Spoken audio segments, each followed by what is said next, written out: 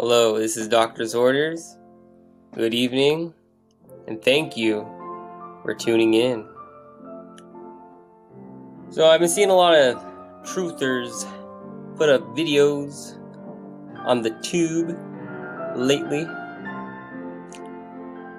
And one thing that I note about it is that some of these truthers decide to put up their own website, and then they tell you that if you want to know more, you have to pay them.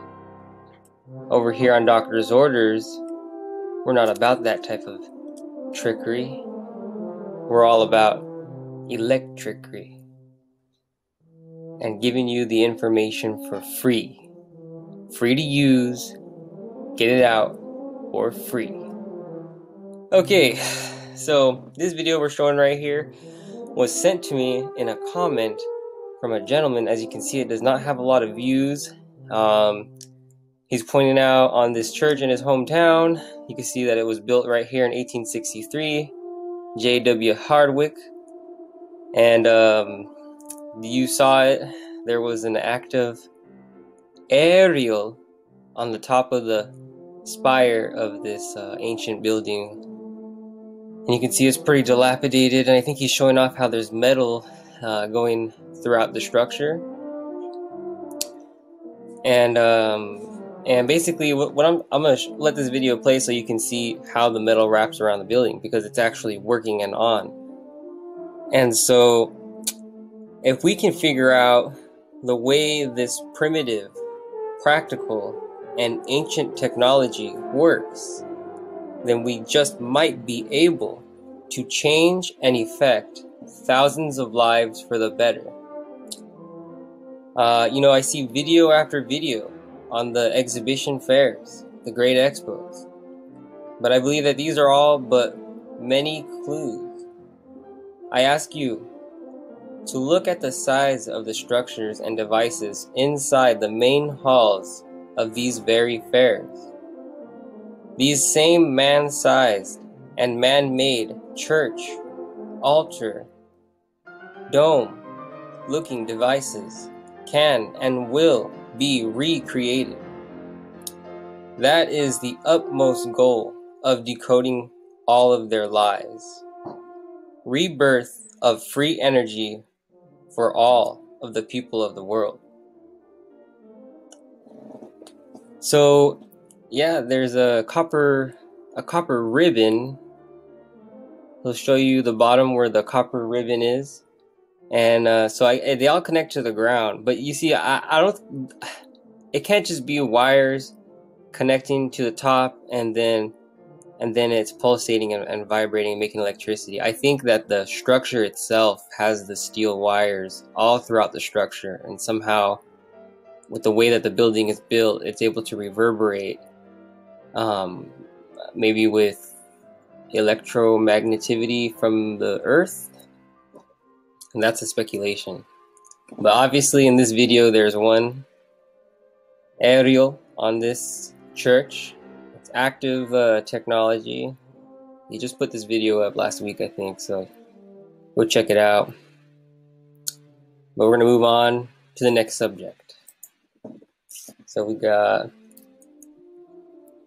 this in this video, Tiny People Giant Realm by John Levi. I go over my theory. I believe all the elvish dwarves cut off their relation to man, still present but ever hiding. In my opinion, that's why we see movement in the shadows at the turn of the head or hear footsteps while alone. Reasons why they left us are unknown to me, but in my opinion there was a couple great empires, a split of two from one, Grand Tartaria. This is after the great flood, the biblical flood, and would be considered the most recent reset before the world wars, both of which were also reset events. Both world wars were reset events to rid the world of clean energy. And the losing side is bringing this form of free energy back to us, very literally in the form of electric cars. And you see, Elon the Muskivite is of the last known lineage, and he leads the investigation and release of this tech back into our society. This is the tech in the giant star fort that is under Los Angeles. Modern computing originated in this exact area of the planet. Around 350 years ago, the Great Empire mastered the power of the water molecule. They had some big people, but not the true giants of the times of gods and titans, Great Flood era, predating mudflood events, and still big enough to collectively bury a city. You see, my research is ongoing and based largely on speculation, but the two sides of this once great empire had a floating flotilla of airships.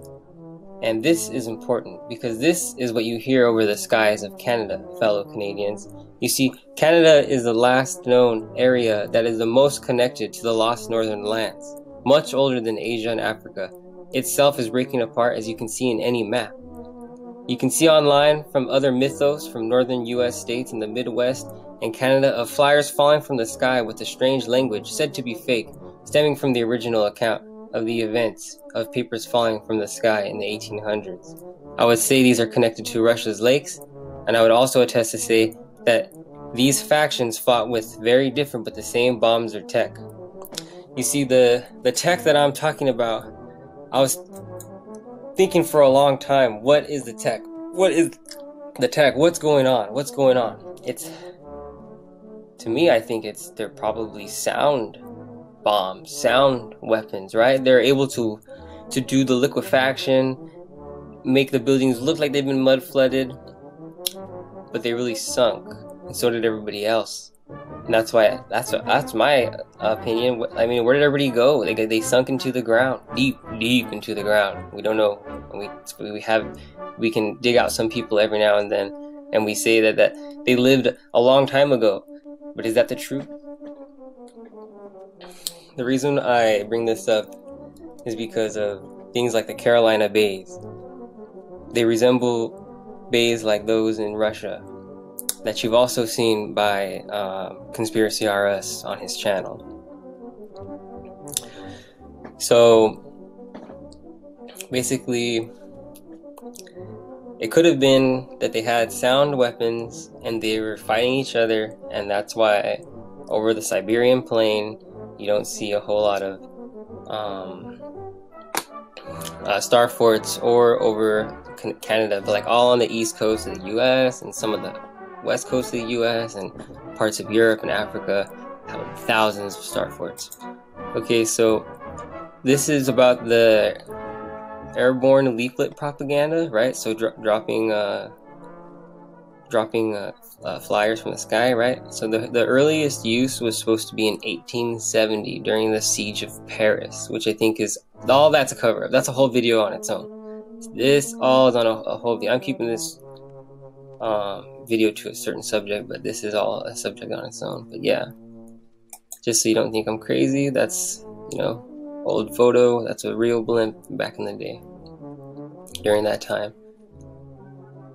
And the reason why I brought it up is because just to prove, like, this is what they look like. This is probably what their tech was looking like, before the reset. Like I'm saying, like, these little photos that we got are all we got to see of the remnants of the Tartarians. This is after the Tartarians are gone. These are the remnants of those people in the US, and Europe, and France. Remnants.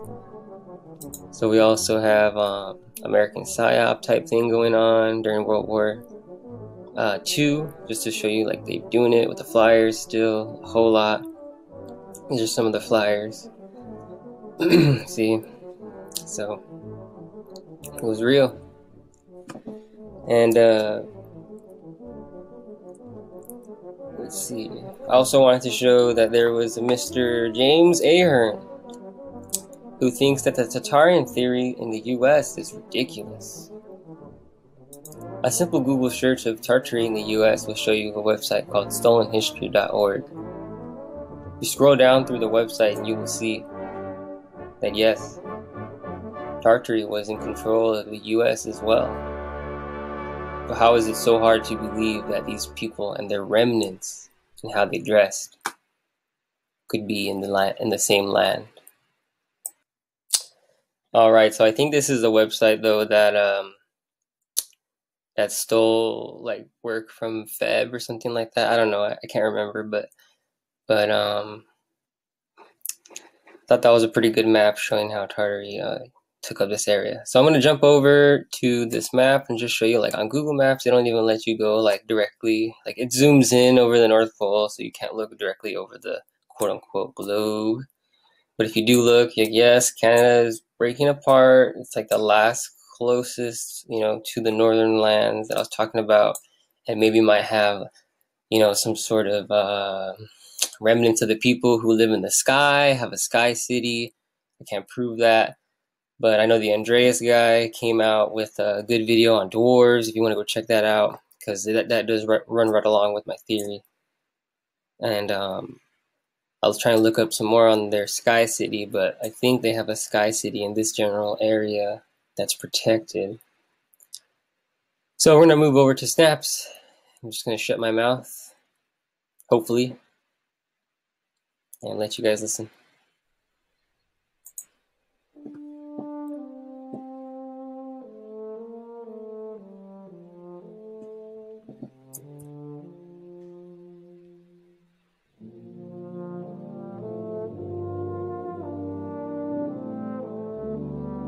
Again, people who I believe are the remnants of the Tartars.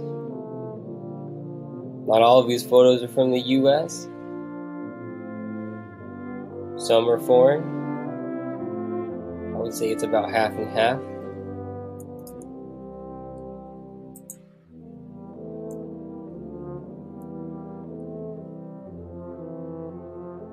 An organ grinder, right? That was their job, was to play music and help people feel good. Organic energy, things like that.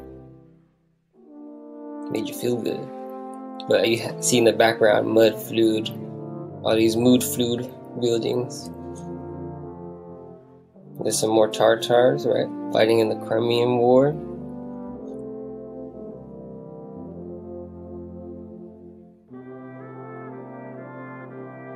Oh man.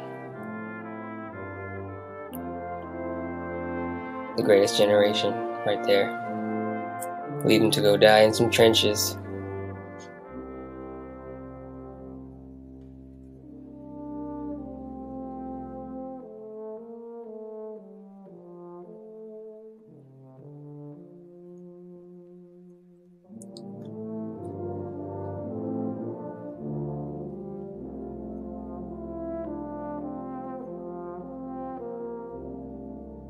It's a young coal miner.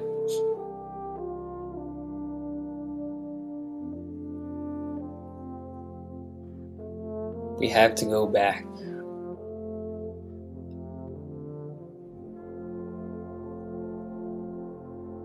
Can you believe this?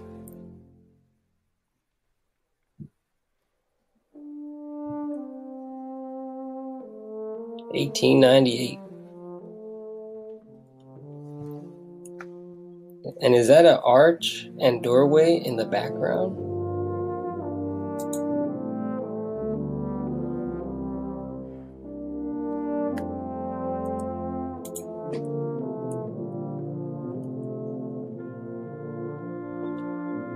Look at that. Is that a railroad on some blocks of wood? They're building bridges. Good old days.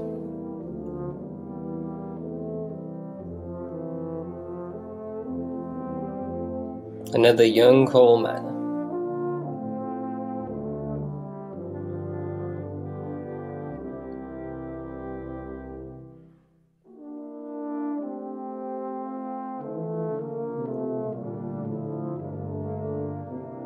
Looking mighty fine, postman.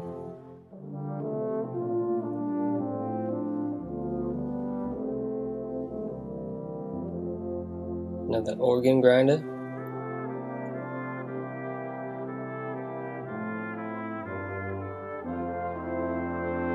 Looking good in 86. 1886.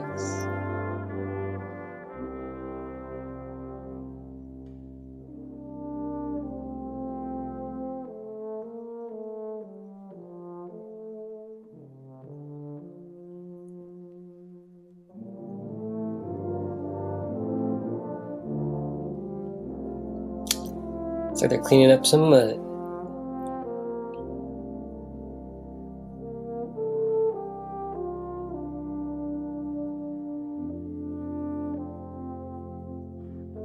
Another HD photo. Now this one actually is real if you want to Google it. It was a Russian guy who went to the UK and built this, but it got destroyed when they tried to turn going fast. Yeah, you can't turn with this very well. It's only got 2 wheels. And it was staying upright with a giant gyroscope in it. Thought this was cool.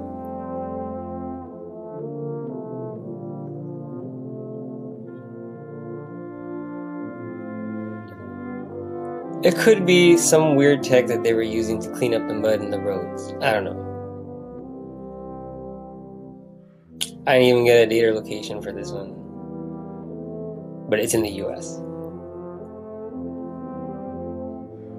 This is a man. You can literally see the reflection of the water on the concrete on the ground in this photo. There's a woman smiling in the background. He's looking dandy.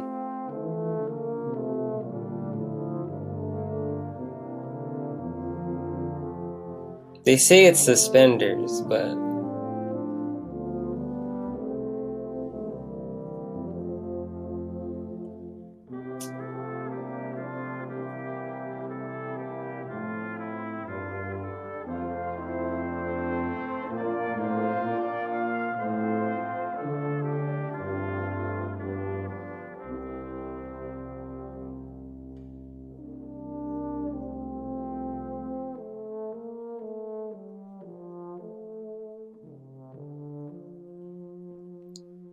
some more organ grinders.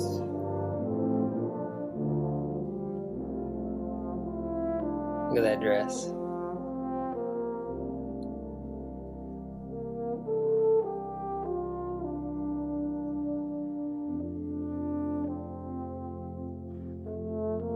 That looks cool. You can catch me walking around my city looking like this dude right here. Told you I gave up all of that today's era. I wear these bad boys, some high waisters, white collar. Find me looking like this somewhere. Oh yeah, and I just wanted to show you, Popular Mechanics came out with this saying that like this month I think, or last month, that the blimps, these new blimps, got approved to carry commercially passengers. So maybe we'll be flying in blimps one day soon.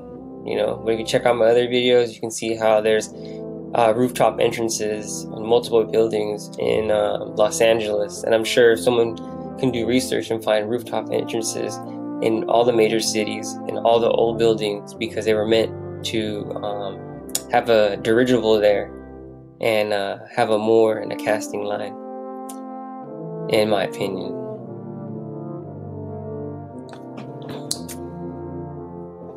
And yeah, so that's gonna be it for today. Kind of rushed through it, try and get these videos out pretty quick. So just trying to get the truth out. Want to give a big emphasis on this right here.